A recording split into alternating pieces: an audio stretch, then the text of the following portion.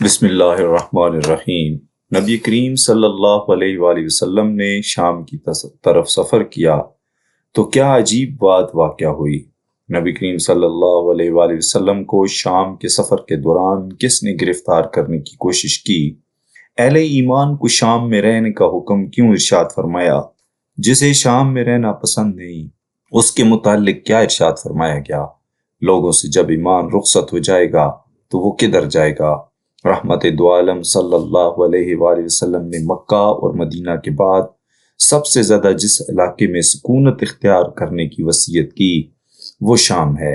کئی صحابہ کرام کو آپ نے شام جانے کی وصیت فرمائی، اور مکہ اور مدینہ کے علاوہ شام ہی وہ جگہ ہے جس کے لیے آپ صلی اللہ علیہ وآلہ وسلم نے خصوصی برکت کی دعا فرمائی۔ ابن عمر رضی اللہ تعالیٰ عنہ سے مروی ہے، آپ صلی اللہ علیہ وآلہ وسلم نے فرمایا، اے اللہ ہمارے شام اور یمن میں برکت عطا فرما۔ یہ وہی شام ہے جس کی طرف نبی کریم صلی اللہ علیہ وآلہ وسلم نے اس وقت رخت سفر باندھا جبکہ آپ صلی اللہ علیہ وآلہ وسلم نے ابھی اعلان نبوت نہیں فرمایا تھا۔ امام ترمذی نے اپنی سند کے ساتھ حضرت ابو موسیٰ اشعری رضی اللہ تعالیٰ عنہ سے روایت کیا ہے کہ حضور صلی اللہ علیہ وآلہ وسلم کے چچا حضرت ابو طالب نے جب شام کی طرف تجارتی سفر کا ارادہ کیا تو حضور صلی اللہ علیہ وآلہ وسلم نے بھی ان کے ساتھ جانے کا اصرار کیا۔ حضرت ابو طالب پیارے بھتیجے کی فرمائش کے آگے بے بس ہو گئے اور قریش کے چند دوسرے معززین کے ساتھ حضور صلی اللہ علیہ وآلہ وسلم کو لے کر شام کی طرف روانہ ہوئے۔ عیسائیوں نے اپنے دین کی تبلیغ کے لیے تجارتی راستوں پر اپنے عبادت خانے بنائے ہوئے تھے جن میں عیسائی راہب تبلیغی فریضہ سر انجام دیتے تھے۔ یہ راہب امور دنیا سے خود کو الگ تھلگ رکھ کر خدا کی عبادت میں مصروف رہتے تھے اور عیسائیت کے علوم و معارف حاصل کرتے تھے۔ یہ لوگ اپنی تعلیمات کی روشنی میں اس بات سے آگاہ تھے کہ ایک نبی آنے والا ہے۔ اس نبی کی علامات سے وہ واقف تھے۔ جب حضرت ابو طالب اور حضور صلی اللہ علیہ وآلہ وسلم کا قافلہ بصرہ کے مقام پر پہنچا تو وہاں ایک کلیسے میں ایک راہب رہتا تھا جس کا نام جرجیس تھا مگر مشہور بحیرہ کے نام سے تھا۔ جب یہ قافلہ بحیرہ راہب کے قریب پہنچا تو انہوں نے پڑاؤ کیا۔ راہب ان کے پاس آیا، حالانکہ اس سے پہلے بھی قافلے گزرتے رہتے تھے۔ کبھی بھی راہب کسی قافلے سے ملاقات کے لیے کلیسا سے نہیں نکلا۔ ابھی یہ اپنا سامان اتار ہی رہے تھے کہ راہب ان کے پاس آیا اور ان کے درمیان گھومنے لگا، حتیٰ کہ اس نے رسول اللہ صلی اللہ علیہ وآلہ وسلم کا ہاتھ پکڑا اور کہنے لگا، ھذا سید العالمین بعث اللہ رحمت للعالمین۔ یہ تمام جہانوں کے سردار ہیں، اللہ تعالیٰ نے انہیں سب جہانوں کے لیے رحمت بنا کر بھیجا ہے۔ قریش کے سردار کہنے لگے، تجھے کیسے علم ہوا؟ اس نے کہا، جب تم گھاٹی سے اتر رہے تھے تو ہر درخت اور ہر پتھر سجدے میں گر گیا۔ یہ قطعی بات ہے کہ یہ بے جان چیزیں نبی کے علاوہ کسی کو سجدہ نہیں کرتیں، اور اس کے علاوہ میں نے انہیں کندھے کی ہڈی کے نیچے مور نبوت سے پہچانا ہے۔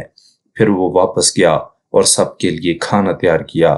جب وہ کھانا لے کر آیا تو رسول اللہ صلی اللہ علیہ وآلہ وسلم اونٹوں کو چرانے کے لیے گئے ہوئے تھے۔ وہ کہنے لگا، اسے بلاؤ۔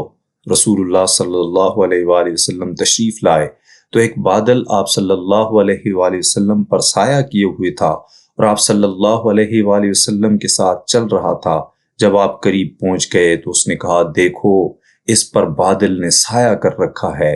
جب رسول اللہ صلی اللہ علیہ وآلہ وسلم مجلس میں پہنچے تو آپ صلی اللہ علیہ وآلہ وسلم نے دیکھا کہ لوگ آپ صلی اللہ علیہ وآلہ وسلم کے آنے سے پہلے ہی درخت کے سائے پر قبضہ کر چکے ہیں۔ آپ ویسے ہی بیٹھ گئے تو درخت نے آپ صلی اللہ علیہ وآلہ وسلم کی طرف جھک کر سایہ کر دیا۔ راہب نے کہا، دیکھو درخت نے اس پر سایہ کر دیا۔ کھانے سے فراغت کے بعد وہ ان سے اصرار کرنے لگا کہ انہیں روم نہ لے کر جائیں، کیونکہ جب رومی انہیں دیکھیں گے تو اس کی خاص علامت سے انہیں پہچان لیں گے اور بس چلا تو انہیں قتل کر دیں گے۔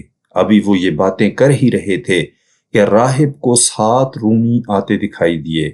وہ بھاگ کر ان سے ملا اور پوچھا تم کیسے آئے ہو؟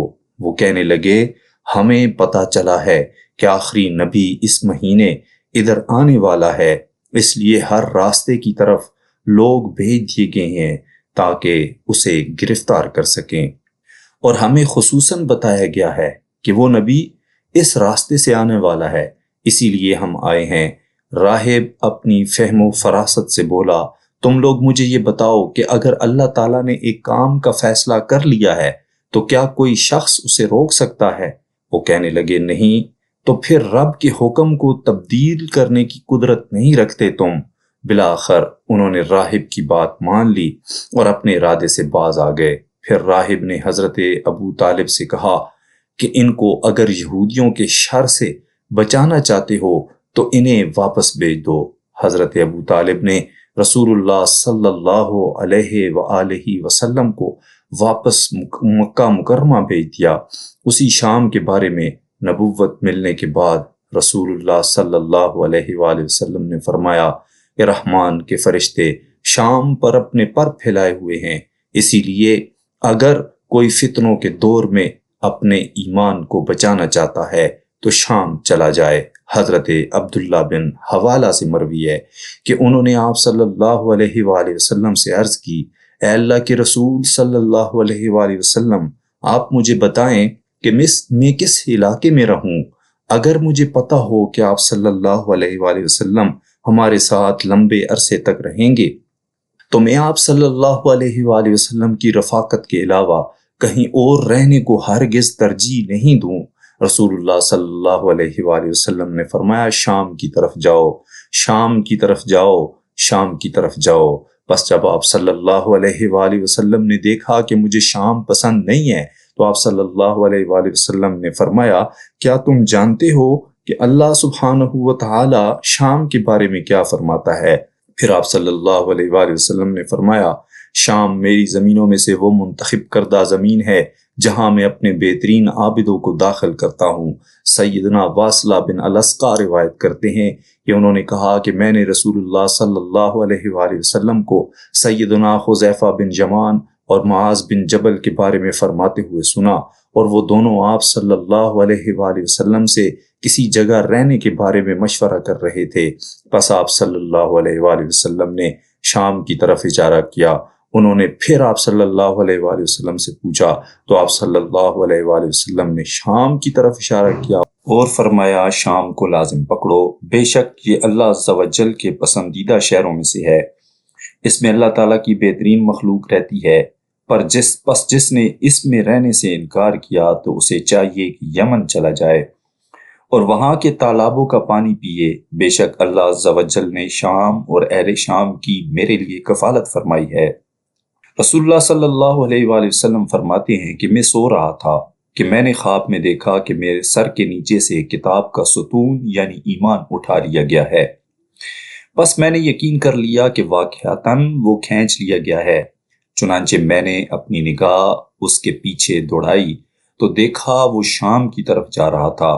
خبردار، ایمان فتنے کے واقع ہونے کے وقت شام میں ہوگا، اور اہل شام زمین پر اللہ تعالیٰ کا کوڑا ہے جس کے ذریعے وہ اپنے بندوں سے انتقام لیتا ہے، اور شام کے منافقین کا اہل شام کے مومنین پر غالبانہ حرام قرار دیا گیا ہے، اور وہ منافقین غم اور پریشانی کی حالت ہی میں مریں گے، اور جب اہل شام فساد کا شکار ہو جائیں گے پھر اس وقت تم میں کوئی خیر نہیں ہوگی۔ میری امت میں ایک گروہ کو ہمیشہ اللہ تعالیٰ کی مدد حاصل رہے گی، ان کو رسوا کرنے والا انہیں کوئی نقصان نہیں پہنچا سکے گا یہاں تک کہ قیامت قائم ہو جائے گی۔ کریم صلی اللہ علیہ وآلہ وسلم کے ان ارشادات کی روشنی میں فتنوں کے دور میں اہل ایمان کو شام کی طرف ہجرت کرنا لازم ہے۔ سامعین کرام، کمنٹ باکس میں اللہ تعالیٰ کے صفاتی ناموں میں سے یا رحمان ضرور لکھ دیں تاکہ رب ہم پر اور اہل ایمان پر اس نام کے صدقے سے رحم فرمائے۔